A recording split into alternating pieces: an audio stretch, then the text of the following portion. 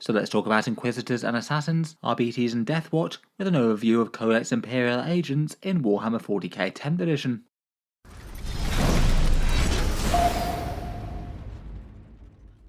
Hello and welcome back to Auspex Tactics, where today we're talking about the Agents of the Imperium, taking a look over the full rules for the newest codex to Warhammer 40k 10th edition. In some ways you could argue that this is kind of a new faction to the game, though perhaps a little bit tenuously so, given that it's made up of a whole bunch of things cobbled together, lots of existing kits, kill teams, and Deathwatch and other militant wings of the Ordos.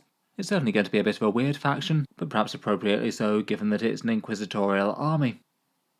The idea behind this one seems to be the first effort by Games Workshop to try and make the forces of the Inquisitors into a standalone force again properly for Warhammer 40k, perhaps trying to hark back a little bit to the days of Codex Witch Hunters or Codex Demon Hunters, which is going quite a long time back into 40k's past at this point, and making the faction a bit more playable as a whole. And it does seem that with this book, Games Workshop are trying to achieve two very different things, both being able to have at least a somewhat credible standalone army of Inquisitorial forces smashed together, but also to do allies rules for all sorts of other Imperial factions and allow you to use these units as bolt-on add-ons to those forces if you either want them from a gameplay or sort of fluff and lore point of view. As mentioned, the book basically rolls together both Deathwatch and the Imperial Agents Codex, and Grey Knights and Sisters of Battle feature as well, but Adeptus Heroritors of course have their standalone codex, and Grey Knights are only here represented by one unit. They'll get their standalone codex in 2025. I feel like it's the sort of army that's generally a kind of cool idea, and I think that most people will be vaguely happy that it exists, but it does look like it's going to create a bit of a strange faction that maybe doesn't scale up to big games of 40k quite as well as some. There's a big focus in the book on characters, various Inquisitors with their retinues, lone operative assassins trying to take down enemy commanders and having other fun stuff they do, a bunch of sort of lightish squads with navy breachers, rogue traders and Adeptus Arbites, and then the militant wings of the Ordos, the Deathwatch Space Marine units, the Allied Grey Knights, Brotherhood Terminators, and a couple of Sisters of Battle units, all just thrown together, and generally coming to be a bit of a light skirmish force, as opposed to something with enormous great big battle tanks with big guns and things. It does mean that the army isn't really going to be quite as overall visually tied together. It really is a hodgepodge force assembled by an Inquisitor, and it will lack for heavy damage dealers, though I feel like it's maybe not impossible or that Games Workshop could still make them strong in their own right. I feel like it's going to be really quite dependent on points costs. The Imperial Agents Codex is going up for pre-order really quite shortly, and alongside that it's got these Ordo Battle Forces, the Combat Patrol for Imperial Agents, plus a bunch of the characters in the book as well, and they're all going up for pre-order between Friday night and Saturday the 10th of August, before releasing in stores on the 24th of August. If you were looking to pick the book up or anything else at a discount, I've got a bunch of channel affiliate discount links down in the video description, save you a bit of money on picking up any Warhammer things, and a small amount of the profits goes to help support Auspex Tactics as well, without costing you any more if you use them. Here are the pre-order times around the world: midnight Eastern Time in Wargame Portal and Fenris Workshop in the USA and Canada respectively, 10 AM UK time in Element Games, and midday Australia Eastern Time for Gap Games over in Australia. Hopefully Games Workshop will have made good supply of the Ordo Battle Force box sets. They have been a little bit limited before, so it might be worth trying to be kind of early if you're absolutely dead set on picking one up and you want to find one at a discount. Books and box sets aside though, let's get into the contents of Codex Imperial Agents, and as ever, it's got all the things that you'd expect in a normal Warhammer 40k codex. Plenty of lore and miniature galleries, a bunch of Crusade content where you basically have an order and disorder tracker trying to establish order in a subsector, and players as an Inquisitor trying to do that, plus the Combat Patrol rules for the new box set that they've got, the one with all the Adeptus Arbites. In this review though, as usual I'm going to focus on the main core rules for Warhammer 40k, talk through all the detachments and datasheets. Included in the book are the Allied Agents rules, so details to add these units alongside other forces, and rather unfortunately there's no standalone Agents of the Imperium core army rule type thing, which did seem like it was maybe a little bit lazy if they are really supposed to be their own standalone faction and not just allies. There's then 4 detachments, all of which have their main detachment special rule, 4 enhancements and 6 stratagems as per normal, 3 of them themed around the Ordos and 1 themed around the Imperialis Fleet, which is a bit more of a general purpose one. There's then 27 datasheets, including a whole bunch of new ones that weren't able to be fielded by the agents before. There's the Navigator model from Blackstone Fortress, the Ministorum Priest added in as an option, Inquisitorial Chimeras and Rhinos returning, which is kind of fun, plus the requisitioned units in the Grey Knights and the Sisters. Unfortunately, there have been some units lost. Plenty of Deathwatch datasheets have gone away, including lots of kill teams, which is sad, plus a couple of the fine cast Inquisitors as well. I'll go through them properly a bit later. As ever with these codexes, the printed point section in it is kind of redundant at launch. Games Workshop will release them as a digital download. It looks like for this one they've just got the one set of points in the book, but GW have already said that there's going to be two different sets of points for this codex, the one to use to field them as allies, and the one to use to field them as a standalone army within the book. It does mean in theory they could use the standalone points to balance them completely independently of other factions being able to take them as units, and I feel like that gives me at least a little bit of hope for them being somewhat viable in the future as a standalone faction, though it will really depend on those points. Let's get into the rule sections though, and talk through the Allied Agents rule to start with, then go through the detachments, and then talk through the Codex datasheets. Assigned Agents is basically a similar sort of rule to what they had in the Index, basically allowing you to take a certain amount of agents in any Imperial army. The table's now been expanded in a couple of different ways really. At a 2000 point Strike Force game, for example, you can take up to 2 character units and 2 retinue units as before, but now you can also take one thing called a requisitioned unit, and that's basically either the Sisters of Battle Squads or the Grey Knight Terminators, so you could have them in addition if you wanted to. You can now also take dedicated transports for any of the units completely for free, so you could have dedicated transports for retinue units, for example. Perhaps throw in an Inquisitorial Chimera in there. There's some retinues that don't take up a slot if you have a character leading them, such as the Inquisitorial Agents squad, and Deathwatch veterans have notably been added to the retinue units list, so it means that you could have a hard-hitting unit of close-range firepower Space Marines or hitting people with heavy thunder hammers in any Imperial army now. As mentioned, the units in the book will have their own points cost to be fielded as allies, and it's likely to be a fair bit higher than the standalone points cost for the units. These really can have a lot of utility though, and they have been used in competitive lists quite a bit in 10th edition so far.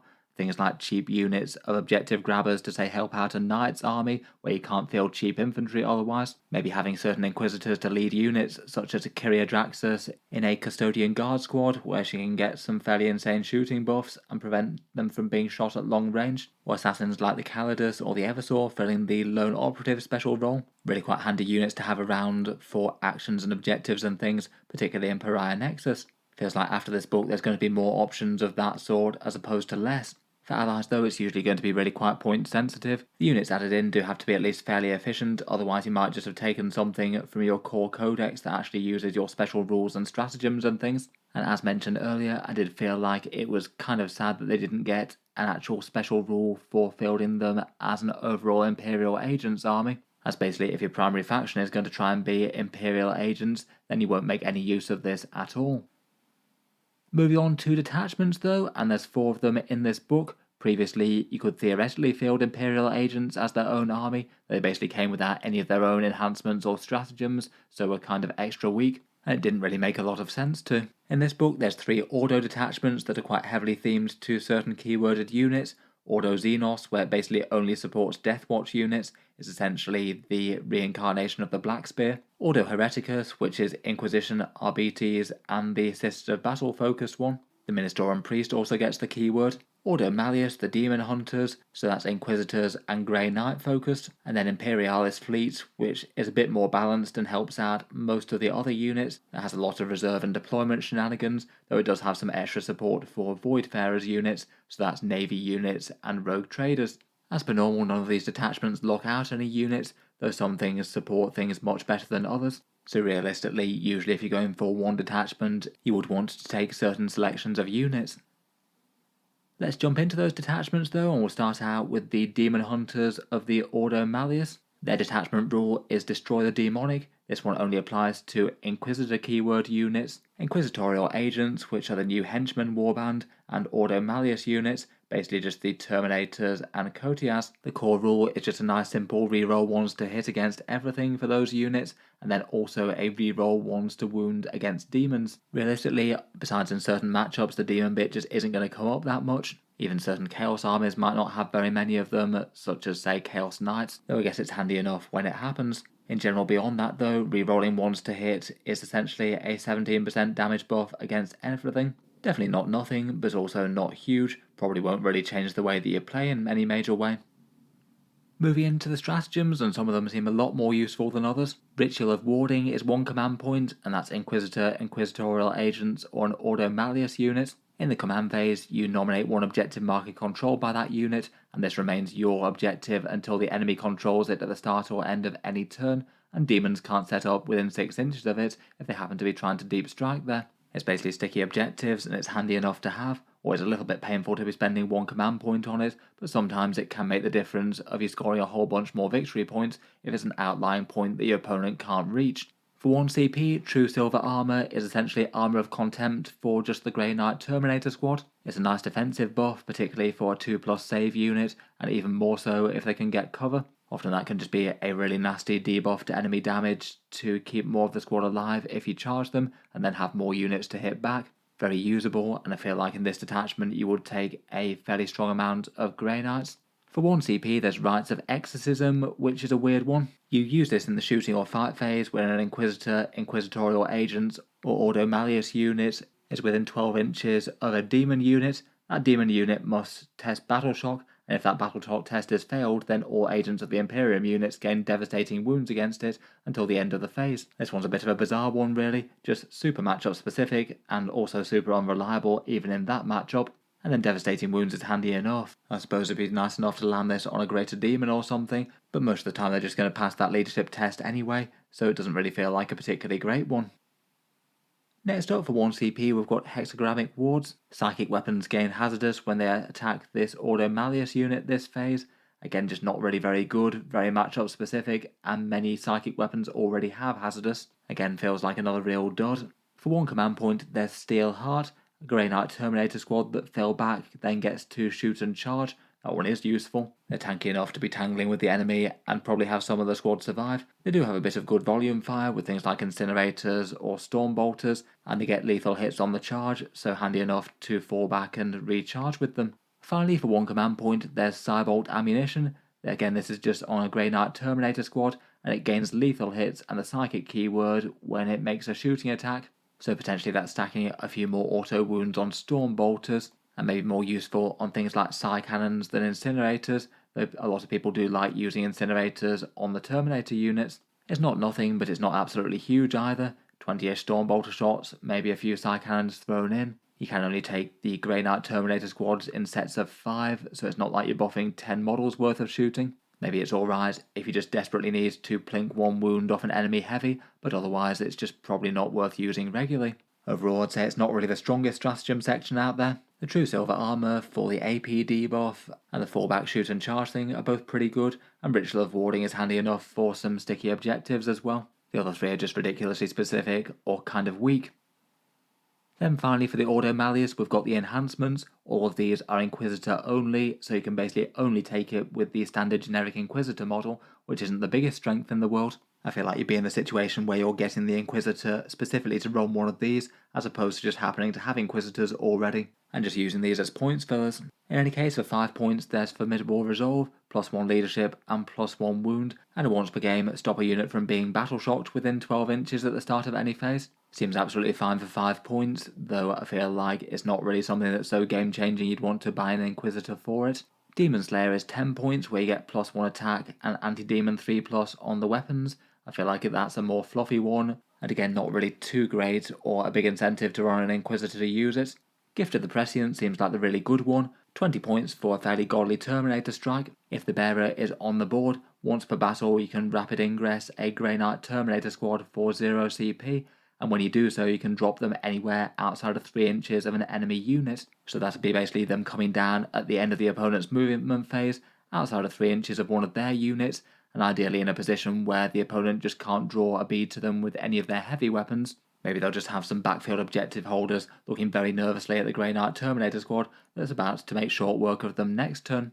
That one seems pretty auto include, and does look like it's well worth including an Inquisitor for. Seems like that's almost guaranteed to have some pretty great value in most games. Finally, for 15 points we've got the Grimoire of True Names.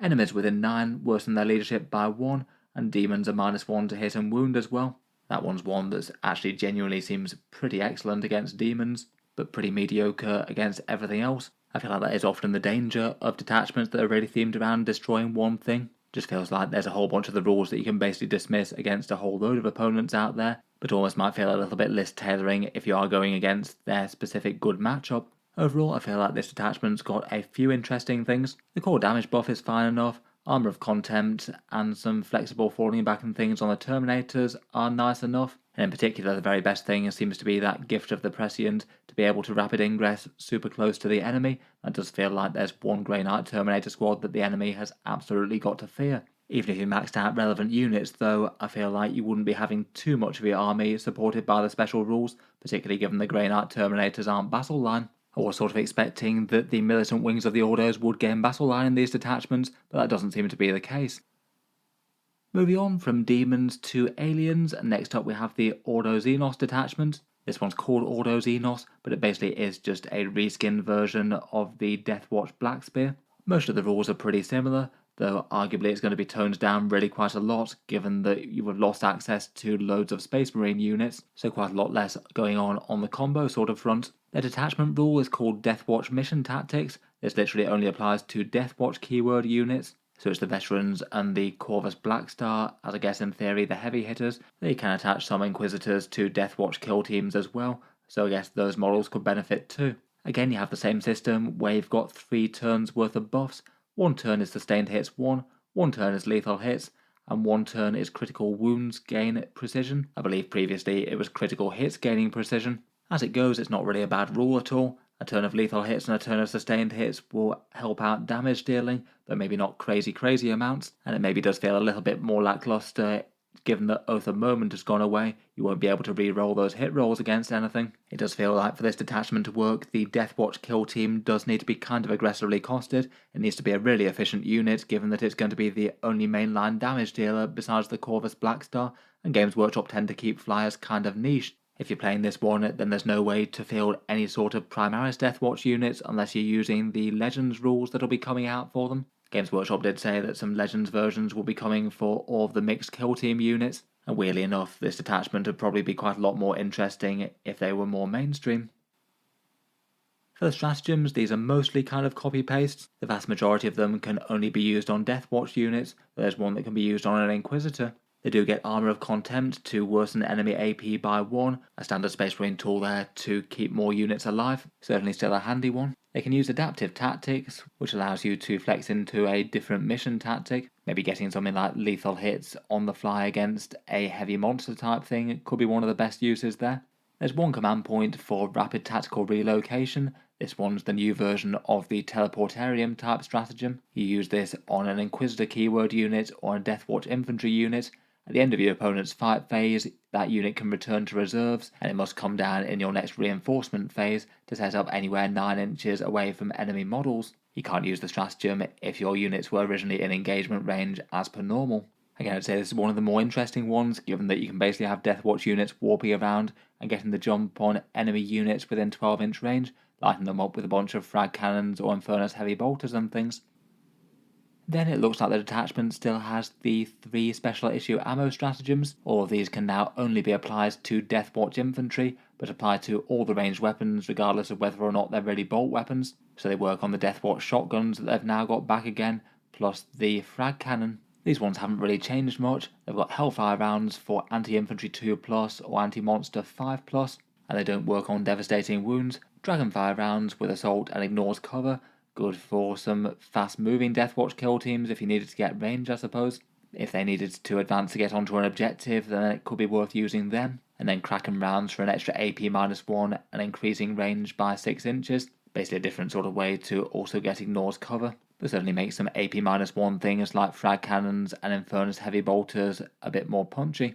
I feel like most of these are worth it well enough if you've got a full 10-man Deathwatch kill team with a couple of frag cannons and a couple of Infernus heavy bolters. I still probably put them in the place where they're just kind of solid enough as opposed to stand out amazing though. I'd say these ones are probably the more niche ones. Armour of Contempt, Adaptive Tactics, and the Rapid Relocation ones I think are probably the most interesting. Finally, we've got the enhancements for the detachment. These ones have basically had 2 of the enhancements subbed out from the original Black Spear task force and replaced by a couple of others. Unfortunately, the rather powerful Tome of Ectoclades has gone away. I guess that one's gone because it keyed off Oath of Moment, and Oath of Moment isn't something that Deathwatch get now, sadly. The other one that was gone was the damage boosting Thief of Secrets. Now they have the Universal Anathema, 10 points for anti-infantry 2+, and anti-monster 4+. Those applying to the melee weapons, so can get some reliable wounds against some things, could help out a Watchmaster a bit, though not against vehicles. For 15 points, there's the Blackweave Shroud, that's a 4+ feel no pain, so essentially double durability for your character. Not unhelpful, but to be honest, if their squad's been completely shot up, then they're probably in a bad situation either way. I feel like 15 points is a bit too much to pay for that really. I think it'll need to be cheaper on the final points. The Beacon Angelus I still think remains one of the best ones. This one's Watchmaster only, and you gain the Deep Strike keyword, and you can use Rapid Ingress for 0 CP. Deathwatch kill teams don't have Deep Strike inbuilt innately, so you could allow them to drop down, fire off a whole bunch of frag cannons, and then make a short charge if they're rapid ingress from somewhere safe. I still feel like that one's a pretty excellent deal, and 20 points seems very reasonable for that, particularly as you could get it free with the Watchmaster now. Finally, for a big 25 points, as listed in the book, we've got the Amulet of Auto Chastisement. At the start of the enemy shooting phase, you select one non-Titanic vehicle within 12 inches.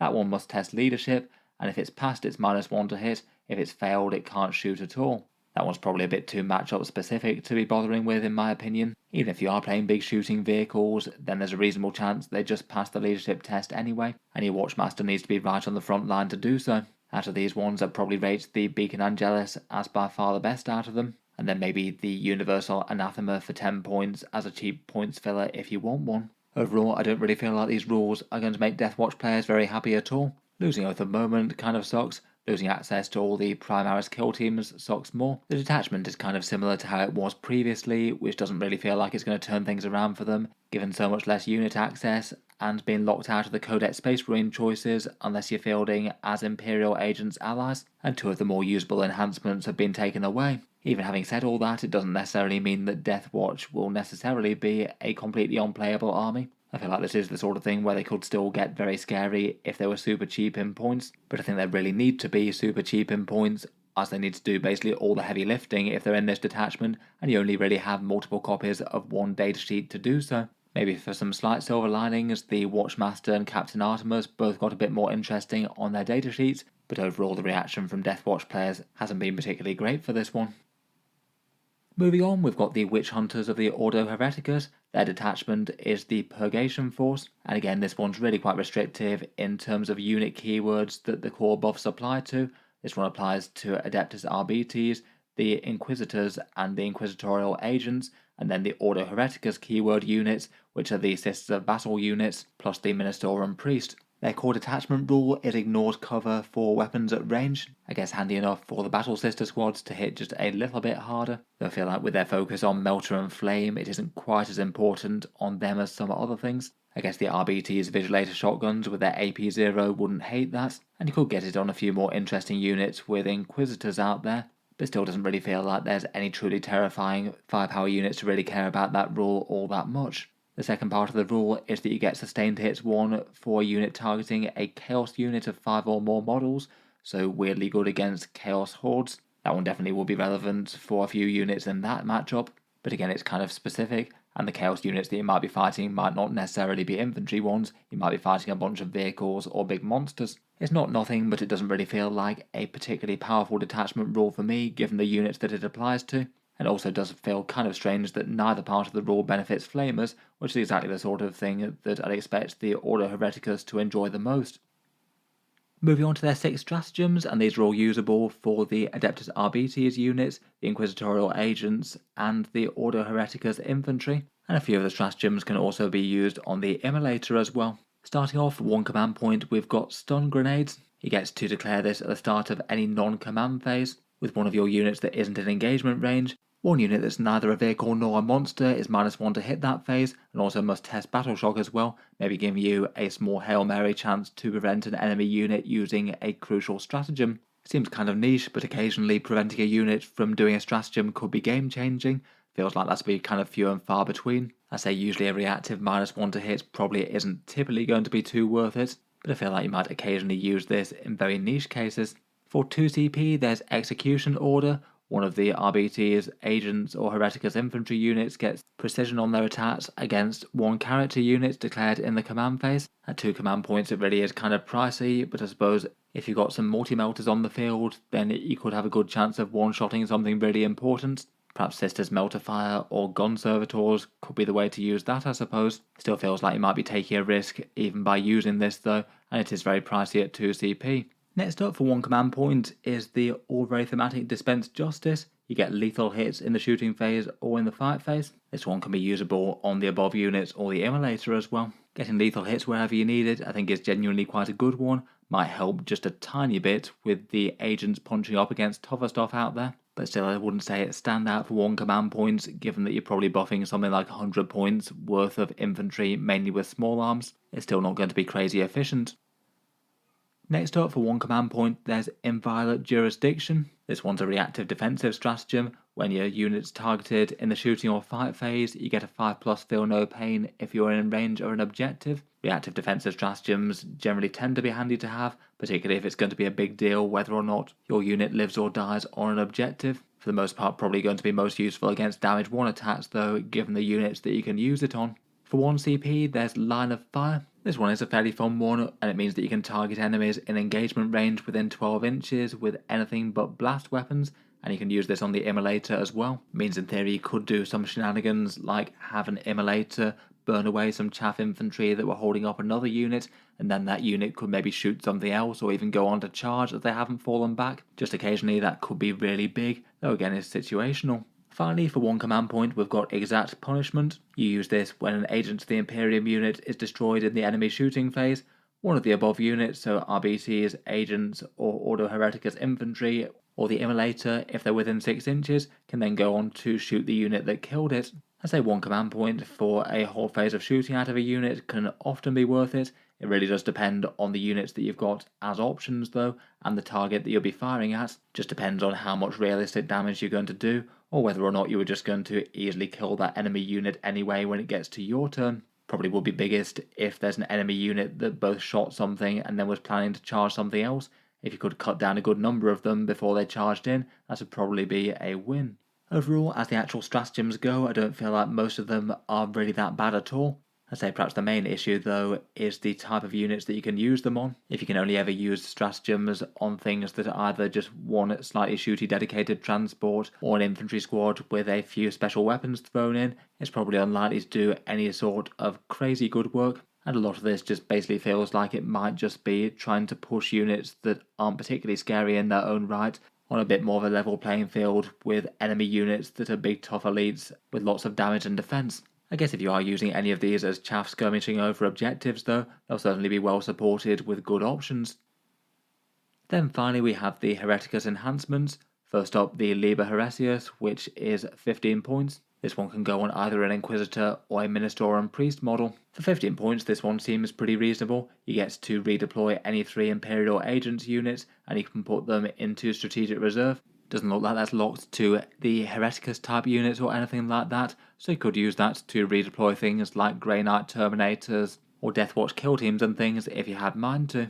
No Escape is 20 points. This is an Inquisitor and you have a 6-inch aura of needing to test leadership to fall back or you must remain in combat. That sort of feels like the spiritual successor to Inquisitor Greyfax's rule which went away. That genuinely could be a big deal. If the enemy does fail that leadership and has to remain in combat, it could allow your units to hide or prevent the enemy from getting away, even from something like some Malleus Terminators perhaps. It does have a good chance to do nothing though, and anything that's reliant on battle shock tests only is going to be hit or miss. Next up, for 25 points we have Witch Hunter. This one's an Inquisitor or Priest model. Their unit gets to reroll hit rolls against Psychers, which is a good buff, but only against some armies. Again, it's one of those ones that's going to be great if you know that you're fighting, say, Thousand Sons or Grey Knights or something like that. But most of the time, if you're just playing random opponents, then you probably aren't. Finally, for 10 points, we've got a cheap little ranged relic called Ignis Judicium. This one buffs the profile of an Inquisitor or Priest weapon. The bearer's ranged weapons get devastating wounds, Melter 1, and precision, which is an interesting little combination of buffs. I guess you could use that on the psychic attack of Inquisitors, which could be kind of fun, I suppose. Or maybe the Ministorum Priest Zealot's Vindictor to make it just a little bit scarier at range. I guess at 10 points it could be a fun little points filler if you don't have anything better for them. I certainly wouldn't want to be paying more than that for this though. Out of these ones, I'd certainly rate the Ordo Hereticus as the most impactful one. Getting some redeploys on the board for 15 points often seems well worth it. The rest seem a little bit less impactful or a bit more borderline worth the points though. Overall, I must admit I'm not very optimistic about the Ordo Hereticus one getting all that good in game. I think you need to have things like the Arbites squads and the sister battle squads being just incredibly cheap if you really wanted to make them work as more damage and defense type units as opposed to the more sort of skirmishing chaff infantry unit that they tend to get used for. A lot of the time it just looks like the stratagems and enhancements are really trying to make those units try and work for a role that just doesn't seem to be very suited for them based on their profiles. And particularly Sisters of Battle without the access to miracle dice aren't going to be anywhere near as fearsome at trying to pop enemy tanks or vehicles. I just think it seems kind of unlikely that Games Workshop is going to put the points of these units to the level that they're needed to really make this detachment good. I have a feeling that this one might be a bit more of a small game sort of fun and fluff type detachment as a result, as opposed to the sort of thing that anyone runs at tournaments. Lastly, for the Agents detachments, we have the Imperialis Fleet one. This one, the idea is that it's basically under the command of a rogue trader and is a general purpose Inquisitorial force that's got very good support from the Imperial Navy. A few units get Voidfarer keywords, so that's the rogue trader units, the breachers and the navigators, and there's a few things that help them out a bit more than others here, but for the most part the rules for the detachment are a bit more general purpose and nowhere near as unit locked as the previous three. The core rule for the army is called At All Costs. It's basically a binary rule. You either get to choose one enemy unit and all your models get +1 to hit against it. Sort of like Oath of Moment for Agents of the Imperium, I guess. Or you can choose an objective where you get +1 leadership, +1 objective control, and a 5+ invulnerable save for units on that objective. Which I think to me is probably only going to be worth it if you're already on that objective, and literally taking that option will be the difference between scoring victory points or not. Given that it happens in the command phase, that's right before when you're about to score your primary points. In general, I feel like it's usually the damage buff that have to carry the army though. As special rules go, I think it's kind of fine. Definitely adds some value, though maybe not absolutely loads, and I don't think that the Imperial Agents are going to have enough long-range firepower units to really focus loads and loads of hurt on one unit, quite in the way that some Space Marine lists could. Moving on to stratagems, and there are a few fun ones here. For one command point, we've got Violent Acquisition. You use this on any one agent's unit in the shooting or fight phase, and you get sustained hits 1, lance, and ignores cover. So basically a flat damage buff, and then also +1 to wound on the charge, or ignores cover when you're shooting. It's only one phase though, so one or the other. This one honestly is a really good looking stratagem, one command point for a genuinely scary damage buff. Deathwatch kill teams with a whole bunch of heavy thunderhammers will really like that. Seems like an actually good way of taking down heavy tanks. As would Ordo Malleus Grey Knight Terminators. They'd be getting a whole bunch of Strength 6, AP 2, Damage 2 attacks on the charge. They already have lethal hits, so if they had Lance as well and sustained hits, then that would be quite a good combo for punching up against any toughness 10 or 11 things. This one does seem like really quite a strong one, and one you could use on multiple turns. For 1 CP, we've got Masters of the Void. Any agent's unit can arrive from Strategic Reserve inside the enemy deployment zone this turn, provided this is a turn that they could arrive from Strategic Reserve in the first place. And to use this stratagem, you must have one Voidfarer's character on the board, so either a Rogue Trader or a Navigator. This one seems a little bit weirdly niche. It's only relevant to turn 2 only. The enemy might just screen out their deployment zone, and one of the enhancements can put a whole load of units in Deep Strike, which gets around this problem in the first place. I guess maybe it could be just one option to allow you to try and get some secondary points by behind enemy lines or something though. For 1 command point, we've got the Emperor's Will. This one allows you to shoot after advancing or falling back. Definitely handy enough to have. Being able to advance and shoot means that you could grab objectives and still keep up firepower, or still be able to do some chip damage if it made sense to fall back for other reasons. Maybe if you had some objective grabbers, like some Navy breachers holding the midfield, and they had to fall back from a melee threat, and then could turn around and shoot them with shotguns in the face, re-rolling wounds.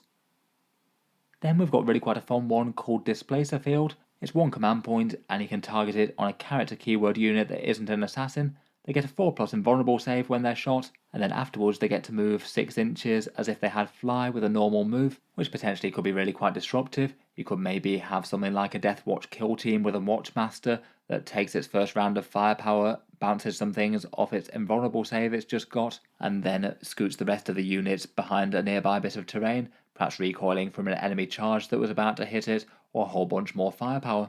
Again, this one does seem kind of great, could be really handy just for skirmishing units trying to take objectives, and could be good for bigger, more threatening units like the Terminators or the Deathwatch kill teams. Next up, we've got one command point for Close Quarters Barrage.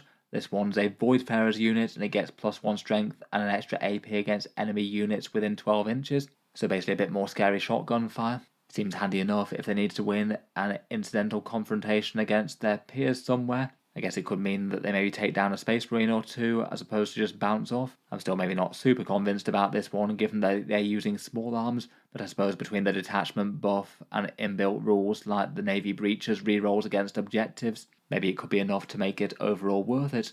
Finally, we've got one called Selfless Bodyguard. This one is any Imperial Agents unit that was at the target of an attack, and you'd use this if the attack was a precision attack. Any attack that hit the character would then be bounced on a 2+ to one of the bodyguards, so basically some really good insurance against your character unit getting sniped. I think it's maybe a little bit niche given that precision really isn't everywhere, and a fair few of the retinue units aren't really all that hard to chew through with a bit of volume fire. Every so often against the exact right army though, it could make a difference. Overall, I'd say compared with most of the other detachments in the book, this one's just really quite a positive stratagem section. I really like Violent Acquisition for the extra damage against enemies on objectives. The lance and sustained hits just seems like it's great on Deathwatch Thunderhammers or Malleus Force weapons. The Emperor's Will could be handy on the right unit. I really like the Displacer field for the 4+ invulnerable save and the reactive move. That could be really disruptive when used on the right squad and keep something safe. And Close Quarters Barrage could be alright. The units that you'd use it on aren't really crazily scary, but the damage buff is at least an alright one. Finally, we've got the Fleet Enhancements. First up, there's Fleet Master for 20 points. This one's a Voidfarer's model only, and it basically allows you a free use of either Violent Acquisition, Master of the Void, or Close Quarters Barrage each battle round. I think that at 20 points, that one's unfortunately a bit borderline, really. For 10 points, we've got Combat Landers. This one seems kind of auto-include amazing, really, if it does remain 10 points in the field manual. 3 Voidfarers units get the Deep Strike keyword, so you could have some very cheap Voidsmen at arms dropping down to do secondary actions and things, or Breachers dropping in for a little bit of shotgun threat against things on objectives. At 10 points, this one really seems like a big win. Just put a whole load of Voidfarers in to do some grunt work and have a bit more board control. Then for 10 points, there's Digital Weapons. This one can be any agent's character. When you're fighting, you roll 3d6 when you're selected to fight. For each 4+, the enemy takes 1 mortal wound, and it can be allocated as if it had precision if you want to. It's not nothing, but it's also not crazy. Not really too bad as a points filler, I guess. Finally, for 15 points, we've got Clandestine Operation. This one's any Imperial Agent's character, and this one allows 3 non-Terminator Agents of the Imperium infantry units to gain Infiltrate, and again this one seems kind of godly for board control, basically meaning that you could have a bunch of the cheaper chaff units in the mid-board if you wanted, or alternatively maybe have some Deathwatch kill teams there, which could actually give you a very serious threat that the opponent can't really ignore, hopefully hidden in a midfield ruin where the opponent can't attack them, but they can certainly threaten to step forward and hit the force hard. Just in theory land at least, you could have 3 of those kill teams doing that if you really wanted to. It'd certainly be big, high risk, high reward, maybe a bit of diminishing returns in reality, but that does seem kind of terrifying for your opponent trying to advance into the mid-board and take objectives against that little lot. Overall, for 10 points, Combat Landers for 3 Deep Strike units and Clandestine Operations for 3 Infiltrate units just seem thoroughly auto-include for just dominating board control with a detachment, and both look really well worth having. Overall, between a usable enough core rule, plus a couple of nice tricky stratagems in a Displacer field and Violent Acquisition for a bit more damage, I'd say that this one looks like by far the strongest out of the Imperial Agents detachments at first impression. At least for rule support in a vacuum before we know points cost at the moment. I think having rules that are able to be used on the vast majority of the agents' units as opposed to just a few of them is pretty big. And lots of nice board control and shenanigans, plus a genuine big damage dealer stratagem. They seem exactly what the agents might need to try and help them work. Overall, as you can probably tell, I think I'm most optimistic about the Fleet one. The Ordo Xenos Deathwatch one really needs the Deathwatch kill teams to be absolutely dirt cheap to make it work, I think. If they were, and you could credibly take something like 6 of them at a 2,000 point army, it genuinely could be kind of scary, though I guess we'll wait and see on that front.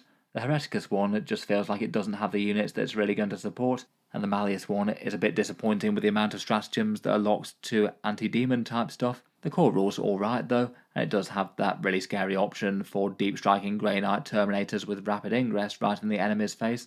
Feels like with that combo on the go, it could be interesting enough, particularly at lower point games. In any case, all detachments aside, let's talk about datasheets. Unfortunately, as mentioned, there were really quite a lot of datasheets lost in this one. Maybe more likely to happen than normal in 10th edition when Games Workshop radically reinterprets a faction. Quite a lot of things fall by the wayside, and it felt like the writing was on the wall for the Deathwatch Primaris kill teams for quite a while now. GW have unfortunately had a long history of basically retiring everything that didn't have a specific box set that they can sell for the unit, and unfortunately that has meant legends for the mixed Deathwatch kill teams, so that's the Proteus team, the Spectrus team, the Indomitor team, the Fortis team, and Kill Team Cassius. I think it is important to say that it's a pretty massive blow for Deathwatch players who've collected an army with those sort of units over the past few years. It's the way that Games Workshop's had the army for a while, and does take a lot of time and hobby efforts to get that sort of thing together. All of those units are going to be going the way of legends now. For Deathwatch players, you basically have the option of trying to reform those units into more core Codex Space Marine units, and then run them as a core Space Marine force with a Deathwatch allied force, or use the Legends rules that they'll be bringing out for them, which don't get points updates and things, are likely to get gradually more mothballed in the future, sadly. I thought it was particularly disappointing for Kill Team Cassius, given that they still have on sale models as a full plastic kit, and really quite fun ones in most people's opinions. It's just fairly awesome to have an entire Deathwatch kill team with quite so much crazy stuff going on, with one Marine from a whole bunch of major chapters. Otherwise, the Deathwatch Veteran Bikers and Terminators have gone as well. Again, no major surprise there. I felt like they were even more likely to go than the mixed kill teams. And then out of the Inquisitorial Agents, basically all the resin models have been taken down that didn't get plastic resculpts. Two pretty mighty characters from the lore in Inquisitor Karamazov and Inquisitor Eisenhorn have been removed. Maybe particularly a shame for Eisenhorn, given that he has had a model that hasn't been out for too long now. I actually thought that he was a plastic miniature originally. Turns out that he was one of the very last produced fine cast resin miniatures before they called curtains on that entire range. Out of the Henchmen warband as well, the Jokeiro and the Demon Host have both gone. Again, they're classic miniatures that have dated back really quite a long time. Again, not great news. If you want to use a Jokeiro, I would literally just proxy it as the Gun Servitor in the unit, which really isn't the worst given that he blasts things with his fancy weapons. I think a lot of people are still pretty sad for Space Monkey though. As for datasheets gained, it's basically these 7 in the book. The Navigator and the Ministorum Priest, which has 2 different loadouts for 2 different Blackstone Fortress models of him. An Inquisitorial Chimera and an Imperial Rhino, things that the Inquisition had access to in the past but lost. Kind of appropriate to see them as very general purpose Imperial transport vehicles being press ganged into service, as they often are in the lore. And then beyond that, there's the requisitioned units with an Agents of the Imperium version of the Sisters of Battle squad, the Sisters Immolator, and then Grey Knight Terminators in place of Brotherhood Terminators. For the basic trends of a few of the datasheets, here are just a few of the common keyworded units. For battle line units that you can take more than 3 of, we've got the Deathwatch Kill Team, the Arbites Vigilant Squad, and then the Imperial Navy Breachers. None of the rest are battle line. I was kind of expecting the Inquisitorial Agents to probably get that here, but it seems like they haven't. For units with the retinue keyword, we've got the Voidsmen at Arms, all the Arbites units, the Navy Breachers, the Deathwatch Kill Team, and the Inquisitorial Agents, so they're the units that use up the slots if you're using them as allies for retinues. Otherwise, the units really do vary quite a bit in how they function depending on their class. No real massive unifying stat lines on any of these guys. Perhaps for just a few common features, the Inquisitors can join Imperial Battle Line infantry still, and they can still ride in other factions' transports, so no major change there if you were, say, adding in an Inquisitor to your AdMech or Imperial Guard force. The Assassins have stat lines that are quite similar to each other and have Lone Operative. They've gained a special rule where you can swap out an Assassin for a different Assassin of a lower points cost, and none of them can be the Warlord. I'll mention that when we get to their section. And then mainly to make things work with the new detachments, a bunch of keywords have been added. The Ordo ones, There's ones for the various different Ordos, and the Navy associated things get that Voidfarers one. Deathwatch units have also had their Astartes keyword replaced by Agents of the Imperium, and have had their Deathwatch keyword moved to the other keyword section. Finally, before we get into the datasheets in earnest, I think it's worth just mentioning that the printed points in the book are broadly not relevant in 10th edition.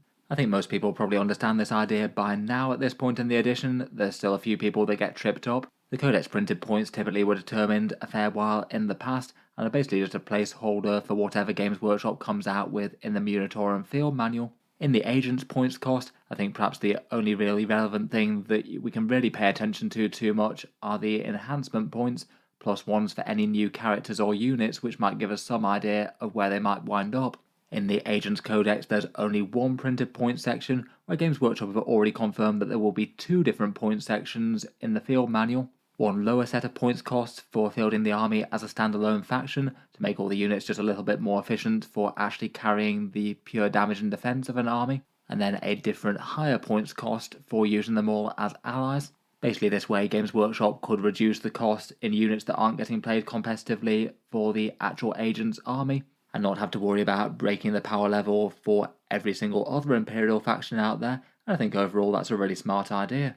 I think it gives me a little bit more hope that they could make balance changes that could help the army stand on its own 2 feet without having to be always worrying about breaking other Imperial armies. Games Workshop can be a little bit variable as to when they release these digital points. I'd guess it to be somewhere around the 22nd of August, given past precedent, though it could be a bit earlier or later, and I absolutely will cover these on the channel at a future date. I still think that even with that though, we can get a pretty good idea as to how all the units work together, which are maybe the ones to watch, and what sort of points cost things might need to be efficient.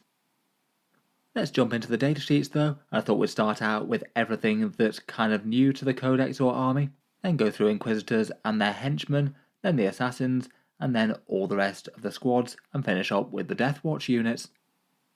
First up, one of the units that I was most curious to see the role of was the Navigator, this curiously prong-headed guy from the Agents of the Imperium, more suited to directing Imperial starships than appearing on a battlefield. The printed points cost for this guy is 60 points, though as mentioned could be a bit different to that in the final one, and he can lead either Navy Breachers or Voidsmen at Arms. He's got the Psyker keyword and has the Voidfarers keyword as part of the Imperial Navy. Statline wise, he moves 6 inches, has 3 wounds at toughness 3 with a 4+ invulnerable save, so it's fairly easy to take out, but he might bounce any one high-powered shot off that force shield. He doesn't exactly do much in melee or fighting, as you'd kind of expect. He has a las pistol for shooting, and then a force orb cane with a few attacks at strength 6, AP 1 and damage D3, kind of feeling like a force weapon for other armies out there. The reason that you take this guy are for his 2 special rules. Gaze of the Imperium is basically a deep strike denial special rule. Enemy reinforcements can't set up within 12 inches of this model, and that's kind of an interesting ability for several factions that don't get access to that. I feel like buying that in for 60 points is a bit on the expensive side, but certainly could be interesting to some. It means that if your opponent didn't have some indirect fire or some fast units to reach him, you could even just have him sat on an objective all by himself and stopping the enemy coming anywhere near. I feel like some armies could find that useful, at least on paper. Otherwise, he has a sort of psyche attack called Third Eye. At the start of the shooting phase, select an enemy unit within 12 inches. They take a leadership test, and if it's failed, then they take 3 mortal wounds. You subtract 2 from that test if it's an enemy infantry unit, so even things like Space Marines will be odds on to take that damage, though certainly not guarantees. I guess not the worst thing in the world to chip in with if you're skirmishing alongside some Voidsmen or some Breachers. I feel like for the deep strike denial utility though, 60 points does feel like a big ask for him. Maybe could be somewhat worth it for certain higher level objective sort of play at tournaments and things. If he was also doing something useful like bearing an enhancement, like maybe the good deep strike one for the Imperialis Fleet. Overall, definitely interesting rules. I would hope it'd be a little bit cheaper than 60 points though.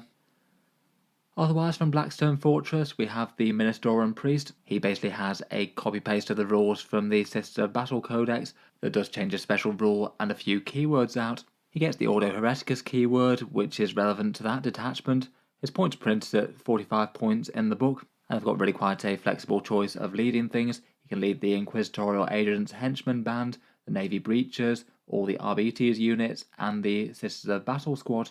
For the war gear options, the Zealot's Vindictor just seems like the flat superior choice, a strength 5 flamer when shooting, and then a bunch of strength 5 damage to attacks in melee, and that far out competes the Thaddeus the Purifier type loadout, as you can see with the model on the left. His main boost is sustained hits 1 in melee, so a little bit fightier there, and he personally gets a once per game boost where he gets an extra 3 attacks and extra 3 strength. That could genuinely make him at least somewhat fearsome and cut through a few Space Marines with the Vindictor, I suppose. Probably his biggest problem though is just his choice of units to lead. There's nothing really out there that's an absolutely massively scary melee threat out of any of those. I guess the only real dedicated melee unit would be the Arbites Sub-Doctor squad, and even they don't really have all that much bite against tough stuff. I guess could be a cheapish unit to just be a character or bear an enhancement or two in the right detachment. I'm a bit uncertain as to how much he'll see play compared with the Inquisitors though. Next up, we've got a pair of Inquisitorial transports. The Inquisitorial Chimera can transport 13 models, so one more than the Guard variant. It is limited to only Inquisitor infantry models and Inquisitorial agent models though, so I guess fairly solidly centered on the Henchmen warband. It looks like they chose 13 models, so you could fit 12 Henchmen in it, plus one Inquisitor, so you could have quite a big squad in there if you'd like. The datasheet is almost the exact same as the Astra Militarum version. Chimeras really are quite an efficient transport, pretty tough with 11 wounds and toughness 9, 70 points in the Guard Codex, and I'd hope it to be the same here. They've got a different special rule and don't have the voice of command type thing, instead you're able to advance and drop a unit, but that does mean passing up really quite a lot of small arms fire, so ideally you probably want to avoid that if possible. A fair few people like to take double heavy flamers plus the las gun arrays and stubber for a good bit of volume fire. And it does have a firing deck as well, so you could fire some inquisitorial weapons or agents out the top if you'd like. Overall could be interesting, I think. Not every army has got a cheap little armoured hull that they can just throw into the fight and have as a nice expendable skirmish tank. Next up we've got the Imperial Rhino. No real major surprises on this one, pretty similar to all the many of Imperial and Chaos Rhinos out there. 12 transport slots for this one, and it's far less restrictive than the Chimera. You could transport Deathwatch or the Sisters of Battle or plenty of the other agents' keyword units. It gets a firing deck and self-repair, plus a Stormbolter and Hunter-Killer missile. Could be a nice cheap and effective metal box to stage from. I guess maybe could be one of the most useful things for a Deathwatch kill team. They're genuinely dangerous enough to be warranting the transport, and also fragile enough to want to be protected. Then the final 3, in theory, new units to the book are the Requisition units in the Sisters and their transport and the Grey Knights. I was really curious to see exactly how they'd implement these. I was kind of suspecting that they might go the same way as they did with Chaos Space Marines, and then basically say that you can take one unit of Plague Marines out of Codex Death Guard, for example. But it seems they've just decided to include a sort of near equivalent unit that looks almost the same but has a few slight tweaks to make it better fit in with the Imperial Agents army.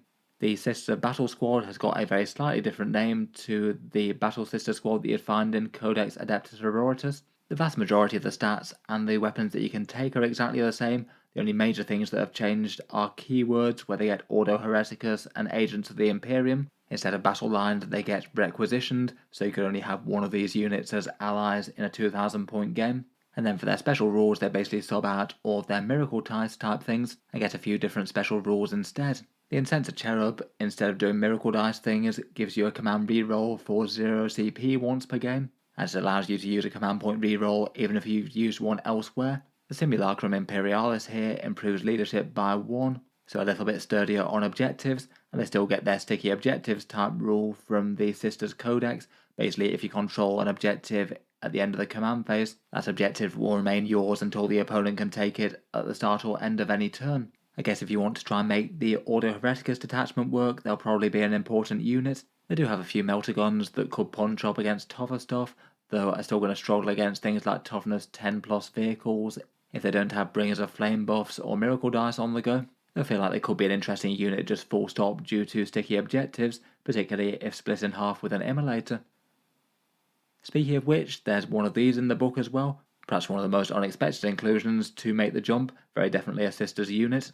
It's pretty much the Sister Battle Holy Razorback, a 6 model transport capacity, and then the option of either some big Immolation Flamers for 2d6 auto hits with strength 6 AP1, or swapping that out for a twin multi-melter, and they also get a heavy bolter and a hunter-killer missile as well.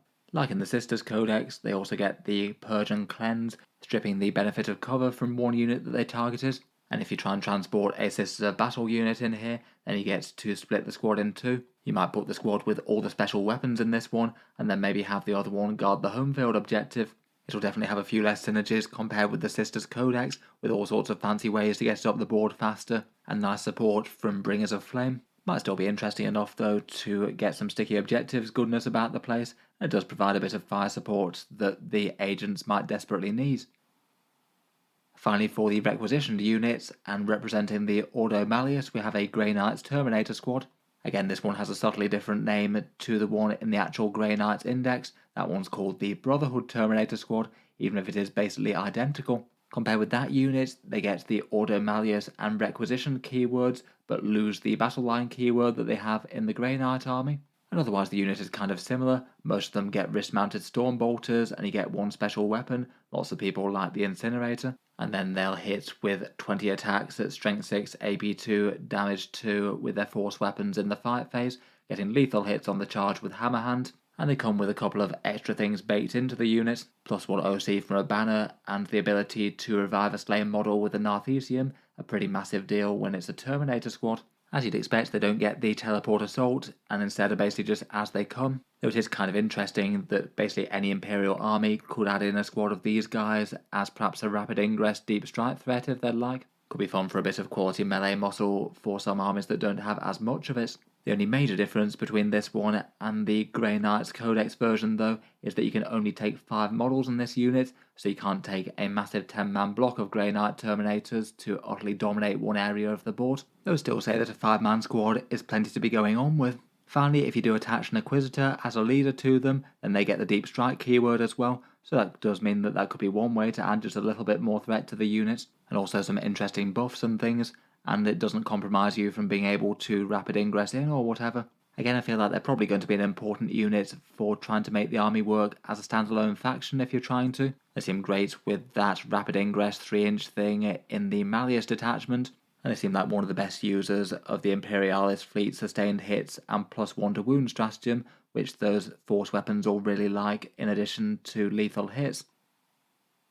Next up, now we've talked about the new units, let's go through the Inquisitors and their Inquisitorial agent henchmen. There's still a datasheet for the standard generic Inquisitor here, despite Games Workshop not selling a model for them anymore. To be honest though, they kind of had to be a generic Inquisitor one, or basically none of the enhancements would have been able to be taken by anyone much. Pre-Codex, the generic Inquisitor was 55 points, a 4 wound character with a 5+ invulnerable save, and typically I think most people tended to field them as a Psyker. That way you get an actually fairly punchy psychic shockwave with a 2d6 flamer type attack that has devastating wounds on it. That psychic torrent actually got a buff in the Codex as well. It's now AP-2 where previously it was AP-1. The Psycho upgrade also gives you a force weapon as well, which gives them some alright melee threat in close combat for their points cost. Though by taking the Psycho upgrade, it does mean that you lose the Blessed Wardings benefit, which gives you a 6+ invulnerable save to the lead unit. I wouldn't really say that that's a massive loss though. It's alright on some lower save units, but even then it's not super meaningful. The standard Inquisitor gets to lead an awful lot of units though. They can lead any of the Arbites, the Navy Breachers, the Agents of the Inquisition, any of the requisitioned units, including the Grey Knight Terminators, Deathwatch Kilneams, and the Sisters of Battle Squad, and also any Imperial Battle Line infantry in general. Otherwise, their final buffing rule is the power of the Rosette. Each time you target this model's unit with a stratagem, on a 3+, you have the chance to gain 1 command point. So basically a slightly unreliable chance to farm a CP, presuming that you were going to target a unit with that stratagem anyway. I did see the Inquisitors get some occasional use here and there. Between farming the command point and an actually fairly threatening psyche attack and a little bit of melee, I think there was enough to keep them interesting. They maybe tended to be kind of niche choices, or maybe taken occasionally alongside Admech or something, but will be a bit more relevant in this book if you're fielding them standalone, given that there's so many enhancements that you basically need this guy to run. Next up, we've got Lord Inquisitor Kyria Draxus, who's just been renamed to plain old Inquisitor Draxus now. Looks like it's her alone representing the Ordo Xenos now that Eisenhorn has no longer got a datasheet here. Previously, she was the single most competitively played Inquisitor out there, basically just getting a surprisingly massive amount of volume attack shooting, 4 attacks with her funky Shuriken Catapult that gets anti-infantry 4+ and devastating wounds, all with AP 0 and damage 2, and then Psychic Tempest with 6 attacks at strength 6, AP 0, damage 2, and sustained hits 2 on that one. Between all that, a punchy Power Fist in melee, and the Psychic Veil power to allow you to not be shot outside of 18 inches on a 2+, she really did add quite a lot of value, and she was often taken alongside Custodian Guard squads, as they've got multiple special rules that turn up her already pretty solid shooting to the next level, potentially 20 shots out of her in a single turn, re-rolling the wound roll. Never mind throwing any stratagems in on top of that. For the most part, I still think that she's going to be very good. Most of the changes were a little bit peripheral. There was just one at least fairly impactful nerf though, which was her Psychic Tempest losing indirect fire, so you can no longer use that to stack wounds on things that you can't see. I don't think that that's make or break though, and I still think that she'll be fielded alongside Custodian Guard squads, and works fine enough going along any other things, particularly being good if there's anything else that amps up shooting out there. Otherwise, they just updated the list of squads that she can join. She can go with Deathwatch kill teams, and most of the other things that you'd expect, but she can't lead things outside of her Ordo like the Sisters or the Grey Knights, and she has the Ordo Xenos keyword, which is relevant for that detachment. Next up, we've got new and weirdly chunky Kotiaz. He was 75 points pre-Codex, and he's the Inquisitor of the Ordo Malleus, and his datasheet has seen a fair few minor changes. They'll probably say that the biggest and the most impactful is his Cyber Eagle now allowing you to declare one unit that doesn't get the benefit of cover within 18 inches. That's a fairly nice debuff for an army to be able to access, particularly ones that can't strip cover from units with any other unit that they have. Otherwise, he's a very tough Inquisitor compared with some, a 2+ armor save, and now he has an improved 4+ invulnerable save. Previously it was a 5+. He gets a Psychic Blast as a shooting attack, which has been nerfed a bit. Previously it was anti-infantry 4+, now it's anti-infantry 5+ and anti-demon 4+, and only gets 1 damage, not 2. It still might chip in a mortal wound or so though. His bigger threat is in melee, 3 attacks at strength 9, AP 3 and damage 3, which is fairly punchy with that demon hammer. His spy network steals enemy command point regeneration things. Each time your opponent generates a command point as the result of an ability or a 2+, you also gain 1. And he has Malefic Wardings for his unit, a 6+ invulnerable save for his squad, much like the standard Inquisitor could get, but that increases to a 4+ against demon units and psychic attacks, relevant against some I suppose. I think if he remains at 75 points then that'll be interesting enough. I feel like gaining the Ignores Coa thing might be enough for people to take a second look at him. He wasn't enormously commonly played before this though. Finally, in representing the Hereticus as the Witch Hunter in Chief, we have Inquisitor Greyfax. She was 65 points pre-Codex and has a few anti-psychic type rules. She has a psychic attack called Castigation, which gets precision and anti-character 4+ with devastating wounds on a fairly punchy profile with 3 damage as well, plus a Condemner bolt gun that gets anti-psychic 2+ and devastating wounds, so good against them but not too much else. She gives her unit anti-psychic 4+ with ranged attacks, and previously she had a special rule that got in the way of enemies falling back around her, but now instead it's been changed out for a rule called No Mercy, a +1 to hit against enemies that are below half strength, which to be honest I think isn't the best news in the world. I think that's probably a nerf if anything. Overall, I don't really feel like it's the best news for Greyfax. I'd hope that maybe she could go down in points a little bit, given that she was occasionally played in competitive lists, but really quite rarely. Realistically, ridiculously less played compared with Codex choices, Assassins or Carrier Draxus. Finally, and while we're focusing on the actual Inquisitors, I thought we'd also talk about their Henchmen warband, now renamed to Inquisitorial Agents, and this one's one of the single most changed datasheets out of everything. Quite a few bits have been altered. These on the top right were the previous points cost for the units, a more complicated section than most. You can see things like the Jokairo and the Demon Host and the Mystics listed. The way that you'll field the unit now is a lot simpler. You basically get 5 agents and 1 gun servitor. That will be your base unit, and then you double it up to 10 acolytes and 2 gun servitors. For the actual unit in general, you get a fun mix of different inquisitorial weirdos and hangers-on. They have the stat line of standard guardsmen now, unfortunately just the 1 wound. They previously had 2 wounds, so were kind of weirdly tanky as a unit. They're still not absolutely completely trivial to dislodge. You get -1 to wound if there's an Inquisitor leading a unit, but they certainly don't have quite as much staying power as before. Per unit of 5 and 1 gun servitor, you get 1 eviscerator for a little bit more melee threat with the strength 6 and damage 2, 1 Mystic Stave, which has gained its own offensive profile with Strength 5 AP 1 and Damage D3, 1 Plasma Pistol, and 1 Tome Skull. This one is a new special rule for the unit, either cancelling a Battle Shock status for one agent's unit within 6 inches, or causing an enemy unit to take a Battle Shock test at the start of any phase, and you can only use each Tome Skull once per game. Perhaps in some compensation for losing the wound, they hit a little bit more accurately with their weapons now. The standard guys hit on a 3+, and the Gun Servitor hits on a 4+, even when he's on the move, going up to a 3+ if he is static. I certainly likely still go for the multi-melter out of the options. You're odds on to get at least 1 melter hit out of him.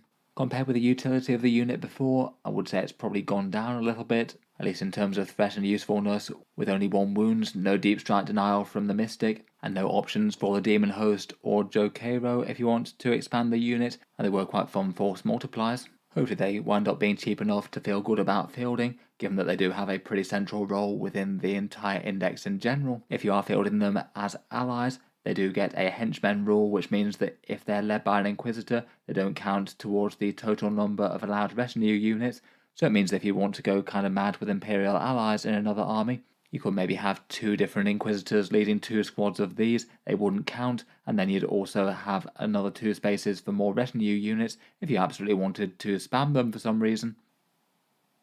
Next up, let's talk about the Assassins, which at least in terms of datasheet abilities seem to be the biggest winners out of the Codex, though I really wouldn't be too surprised if that doesn't come in hand with a points increase to represent that new utility. In general, the Assassins are lone operative units, toughness 4 with a 4+ invulnerable save and 4 wounds. Not really all that hard to take down if you do manage to get a bunch of small arms into them, but lone operative makes them tricky to catch up with, and they definitely have some massively powerful abilities of their own as well.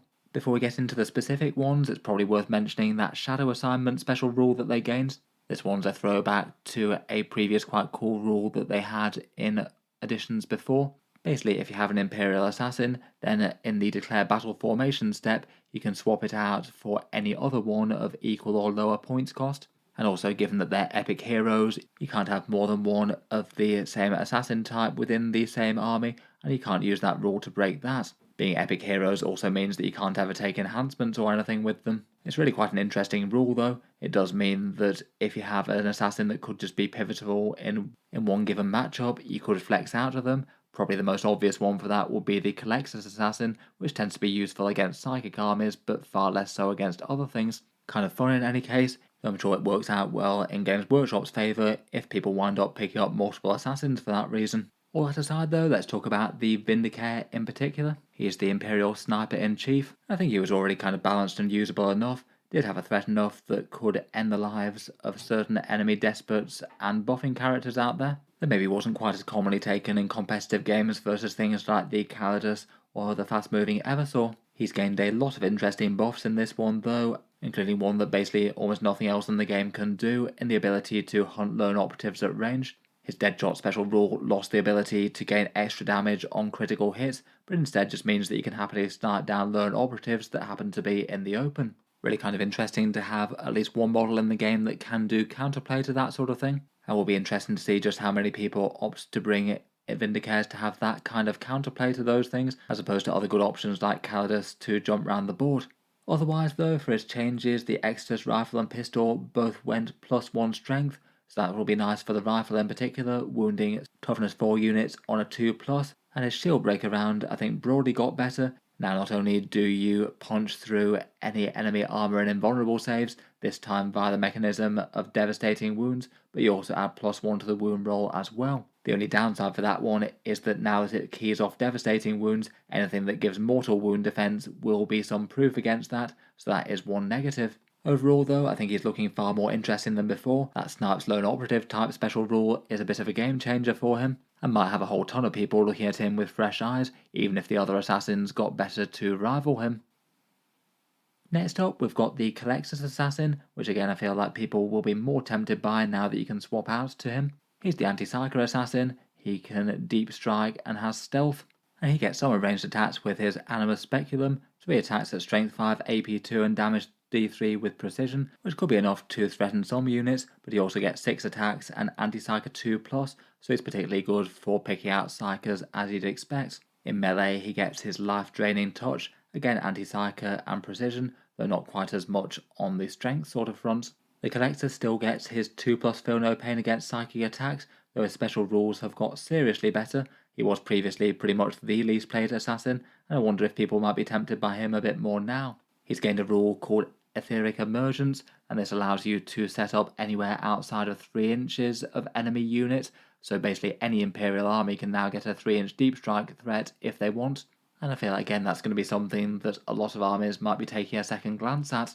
3-inch deep strike is just pretty big for threatening random isolated units, even if it is with shooting only. And could be one way to near enough guarantee a few secondary points at least, jumping into the enemy backfield and doing some teleport homers or behind enemy lines. His leadership debuff is also more interesting as well in my opinion. It's now an aura of battle shock tests out to 9 inches once per battle in the command phase. And this could actually be really interesting along with the 3-inch deep strike type thing. Enemy units have to test at -1 or -2 if they're a psyker, and that's actually a lot more chance of failing than some.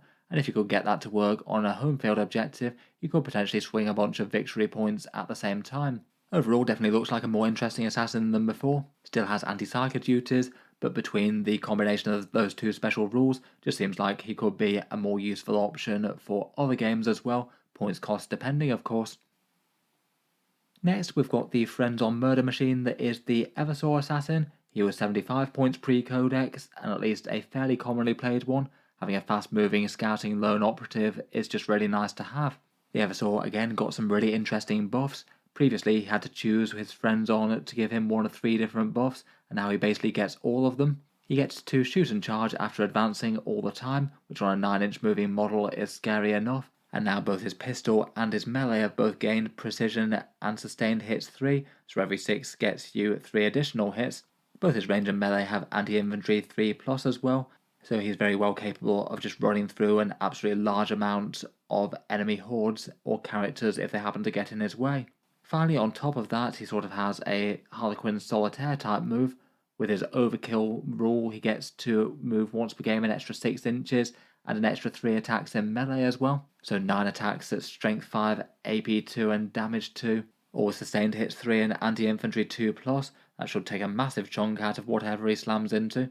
And he could easily be doing first turn charges if it made sense to for any reason, or hopefully fairly comfortably pick off an important enemy unit in the midfield. Overall, he looks like a massive amount of fun. I wouldn't be too surprised though if he goes up in points due to that, given that he was already at least fairly usable already. And that might make him just feel a little bit less cheap and expendable compared with the 75 points previously. Finally, we have the Calidus Assassin, most armies meta pick for the majority of 10th edition out of the Assassins. She's mainly taken for her return to reserves type rule, basically being able to return back up into the sky at the end of each enemy fight phase provided she's not in combat, and then deep strike down somewhere else to do actions and secondaries. Maybe late game actually trying to lend a hand with some damage output when that's the last thing that matters. Between her Catan Phase Sword and Neural Shredder, she has enough attacks to seriously threaten to slay supporting characters in a single round of combat as well. And could also take down a chunk of the enemy units that charge her too, as she'll be able to swing before them with fights first most of the time. Otherwise though, for her special rules, she has Reign of Confusion, the one to debuff a stratagem by 1 command point, now changed in the balance data slate to be the Aura of -1 CP. Again, that could be kind of pivotal to some units, though she is pretty fragile to be too near the front lines unless she's behind terrain or something. And then finally, it does seem that she's been buffed like the other assassins in the book. She has Acrobatic Escape, which now means that at the end of the fight phase she can fall back d6 inches if she does happen to be in close combat, and then she can still use her Return to Reserves rule provided she's 3 inches away from the enemy squad that she was engaged with, so a chance that even if she gets charged by something and manages to survive it, she can still go back up into the sky. I guess technically it's a bit easier to prevent her from returning to reserves, given that if you put a unit within 3 inches of her, then now she won't be able to do so, and you don't actually have to charge her and take the phase sword damage. But overall I'd still say it's probably more interesting. Being able to just randomly fall back at the end of the fight phase is pretty handy. I certainly still expect her to be a good part of plenty of competitive lists out there, unless they massively increase the points. Moving on to the Assassins, let's talk about the other Voidsmen and the Arbites, and then finish up with the Deathwatch. First up, for the other Voidfarers type character, we've got the Rogue Trader Entourage. This one's a little command squad that can either lead the Navy Breachers or the Void's men at arms, and they have 3 hangers-on, 1 Death Cult Assassin with some power blades, 1 Letromeister with a fancy pistol, 1 medic that allows you to revive D3 non-character models to the unit, which was previously a 5+ feel no pain, so that's been changed a little bit. And between all that, the unit can do a good job of dealing at least a bit of damage to most medium or lighter infantry, particularly when backed up by a squad that they're leading. For the actual sort of command rules, they basically do 2 different interesting abilities for some redeploy and board control shenanigans. Their backroom deals means that they can have the infiltrate ability, which they can now only get if they're leading a squad, and they don't get that at base. And then warrant of trade allows you to redeploy D3 Imperium battle line infantry in your army, potentially putting them back in strategic reserve. As they go, the rogue traders just weren't really played in competitive at all prior to the update. 105 points I thought was quite a lot for what they really brought to the table, particularly for an infiltrator type unit, where usually you want them to be cheap. Hopefully in the Codex they'll wind up being a little bit cheaper than that. I feel like they do have interest, but I think it would have to be massively lower than that, maybe in the sort of 60-70 point range as opposed to 100 plus.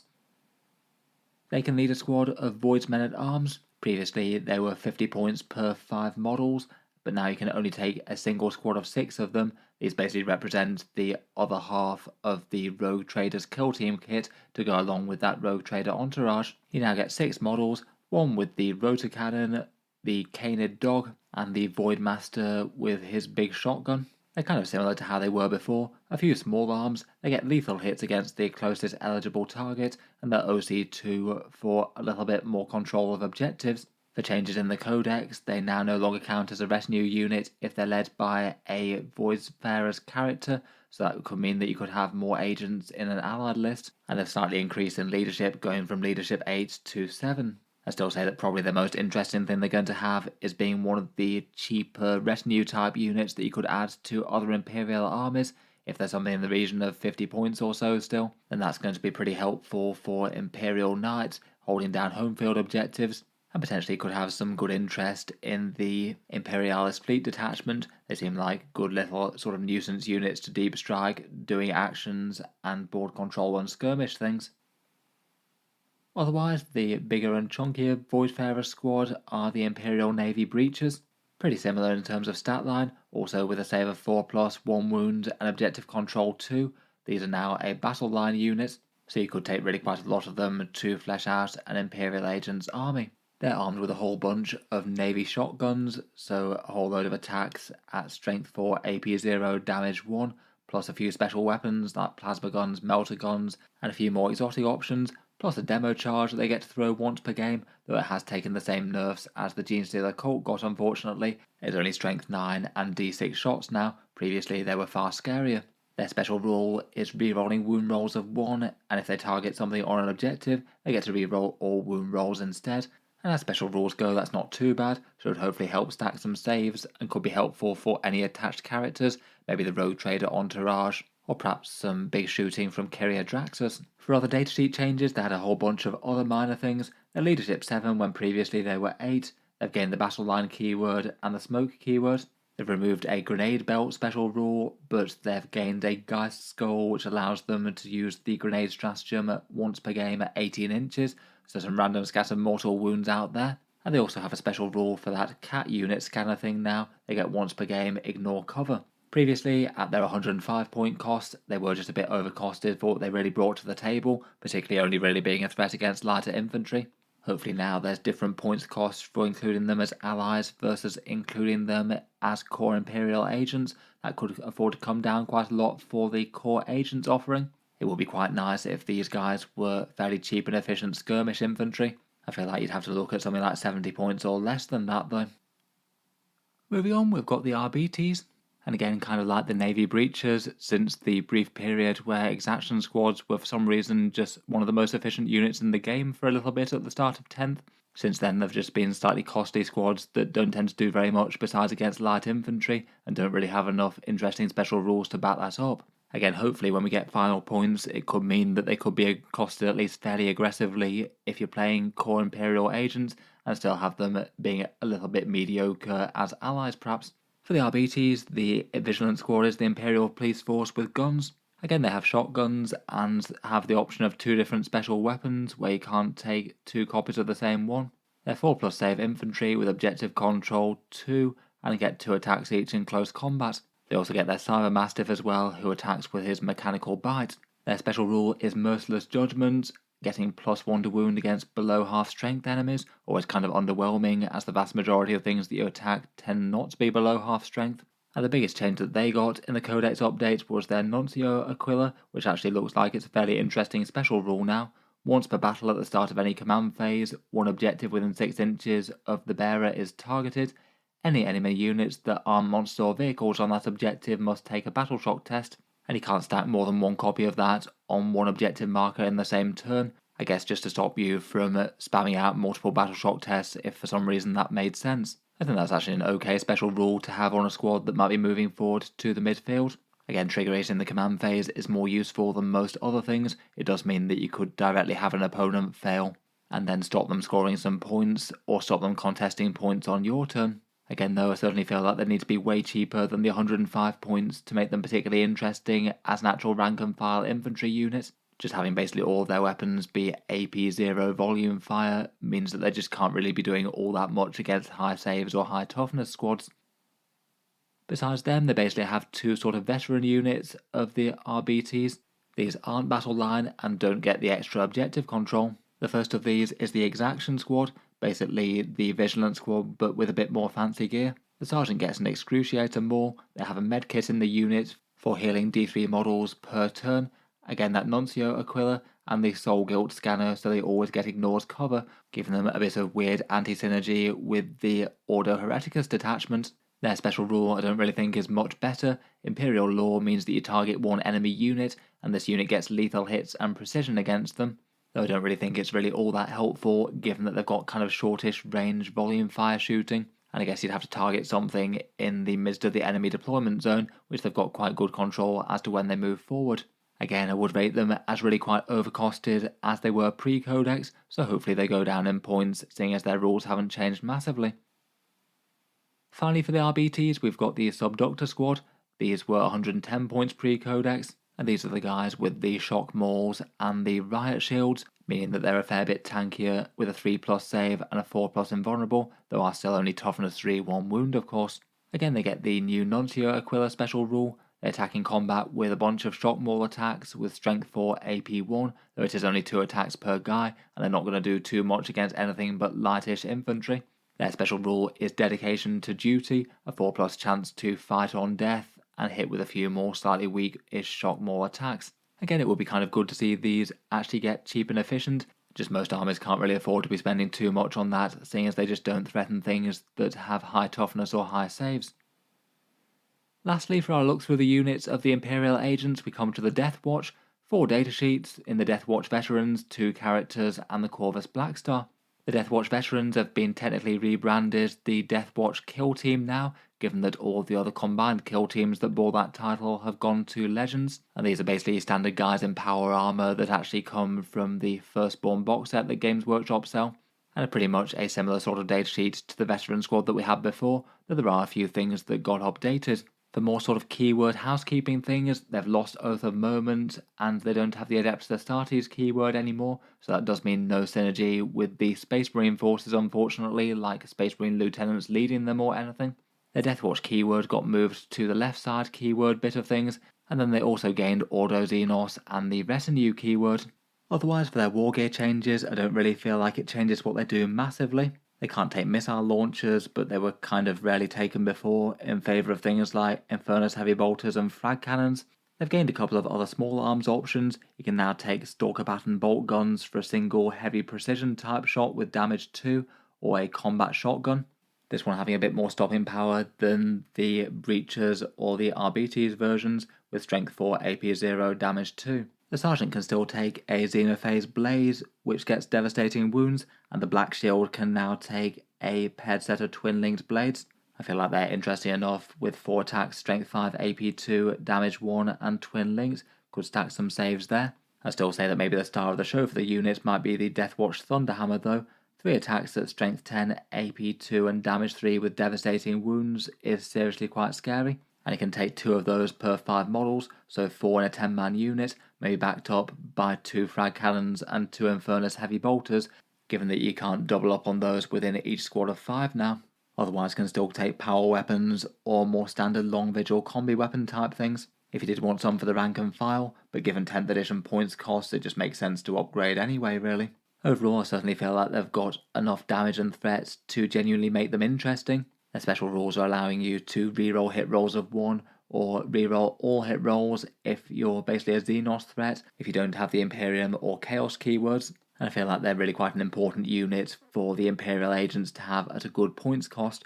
I'm not sure that the current 100 points would actually be good enough to have them carry the Codex. I feel like there might be a squad that kind of needs to be almost weirdly cheap, but still hitting hard with a bunch of fancy weapon options and massive thunderhammers. Fingers crossed the datasheet is strong enough to make the Ordo Xenos detachment worth looking at and help carry the faction in general.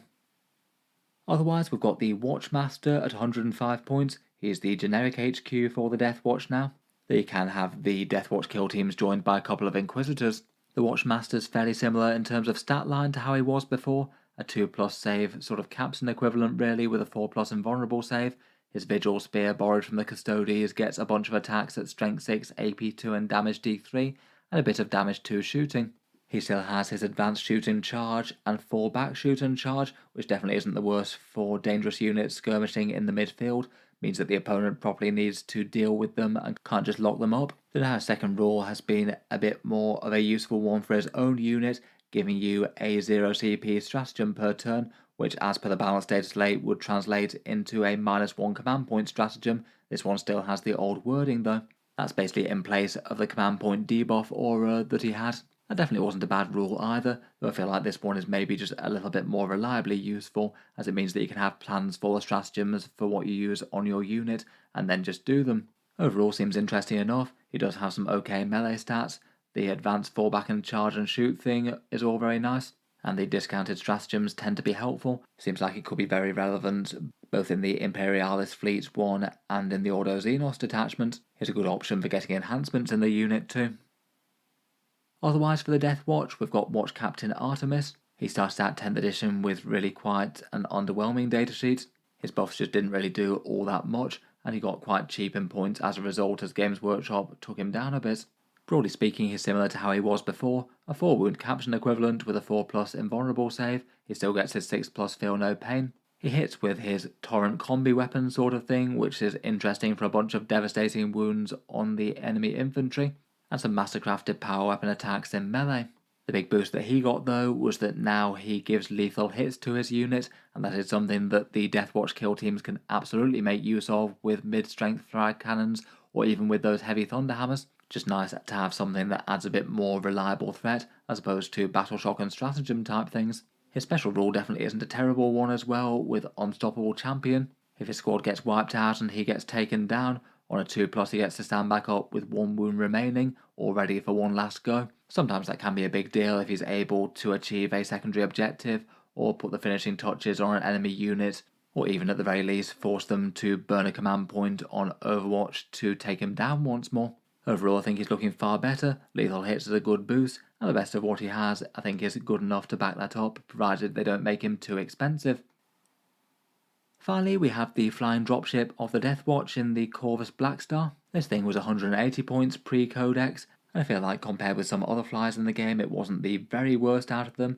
It's at least okay on the defensive front, 14 wounds at toughness 10, and stealth is better than most flyers.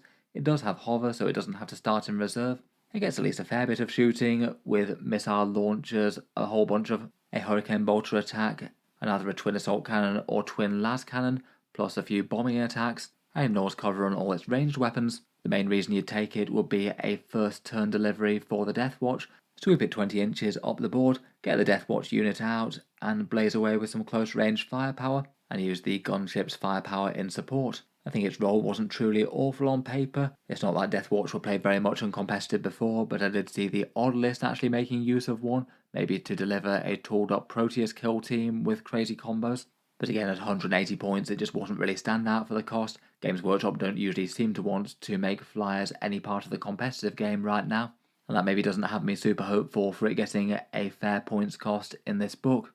Perhaps the biggest thing on this datasheet though is that it doesn't seem to have the dedicated transport keyword, which was kind of surprising. Without dedicated transport, it means that you can't field it as an allied unit. So say if you had a Space Marine army that's trying to play as Deathwatch with allied Deathwatch along, you can't bring a Corvus Blackstar, which does seem a bit disappointing really. Not sure if this was an error by Games Workshop, or if it's just yet another thing to try and make sure that flyers aren't too big a deal in 10th edition 40k. Again, I feel like this is one of the ones that they probably could afford to make a bit better than some, given that it is literally one of the 4 Deathwatch units on offer, and if you make one of them kind of outright bad, there's really not a lot left. In any case, for the datasheets, so much is going to depend on points. If they stay kind of close to the values that they were prior to the Codex, it definitely feels like some things are going to be more interesting than others. And just by the nature of the damage that they can do, I feel like there might be some focus on the Deathwatch kill teams and the Grey Knight Terminators to be able to deal the core damage for the army, as there's just not a lot that can punch up against tough stuff besides a few things like maybe Allied Knights perhaps. Unless they make those units absolutely stand out, it feels like the Agents of the Imperium might really not be a good army for competitive play. And at the moment it's just not clear whether or not Games Workshop is going to try and to intend to balance them against the other factions of 40k, or if they're going to just try and keep them as a bit more of a peripheral edge case type army. Maybe interesting at smaller points levels or more casual play, but not going to be one of the strongest factions in the game at any point. Having said that, still there's really quite a lot of units that look potentially fun to use as allies, particularly the Assassins, which all got better rules. They might come with points increases, but depending on if they do and what they are, this all still look like they could be improved quite a bit. The Vindicator in particular looks particularly scary given that he can offer the lone operatives. The Eversaw and Collectus got way better, and even the Calidus got a buff, and she was already very commonly played. I'm sure Kyria Draxus will still be taken to the field alongside a bunch of shooting units, and Kotiaz looks more playable than before given the ignores cover thing, which is something that some armies really like to have. Could be another option besides Hellhounds for Imperial Guard, for example.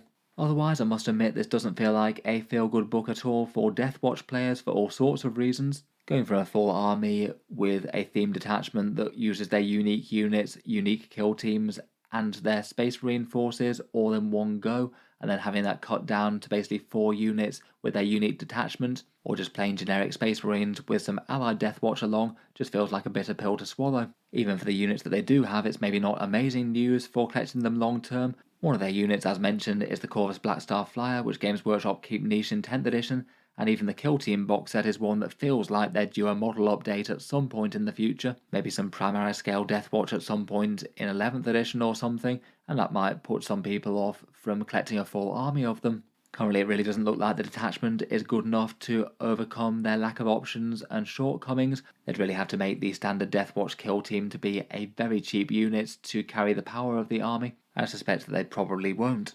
Otherwise, not so great to lose a bunch of models, Eisenhorn, Karamazov, the Jokeiro and the Demon Host, though I think that it will please at least a fair few people to be able to ally and Deathwatch kill teams to other Imperial armies. The same for Grey Knight Terminators and some Sisters if you wanted a bit of other Inquisitorial theme. And one minor thing that I do quite like about added-in units are the options for Inquisitorial transports to come back. They've been something that they could field in the past, and it's not like they don't have the models, so quite nice to be able to cart some henchmen around in a Chimera. In any case, I guess up to this point, for looking at strong stuff, we'll wait for the points. From first impressions though, I would guess that the Imperialis Fleet detachment will be the one that people go for, unless either the Terminators wind up being really quite nicely costed for core agents, in which case maybe Malleus might have a shoe-in. That deep striking Terminator squad with 3-inch rapid ingress looks fun. I still think that Ordo Xenos could genuinely have some interest, but as said, only if they make the Deathwatch kill team dead cheap. From first impressions though, it does feel a bit cobbled together, and maybe the sort of faction that you try and run as a bit more of a fun and fluff type game, or collect the army more for theme and lore purposes, as opposed to expecting to top tournaments with it.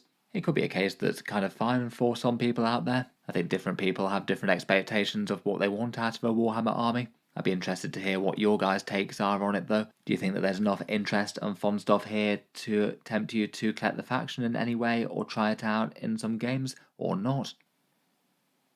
In any case, I think I'll leave that there for this one. Look forward to hearing all your thoughts down in the comments below. As per always, if I've made any too major errors, I'll try and post a pinned correction comment and keep that updated.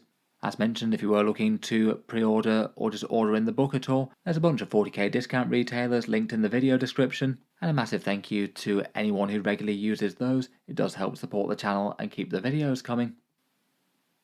Finally, if you have been enjoying all the videos on the channel and you want to keep them coming a little bit more directly, I would just like to mention that Auspex Tactics does have a Patreon page as well, and you can find that linked in the video description down below.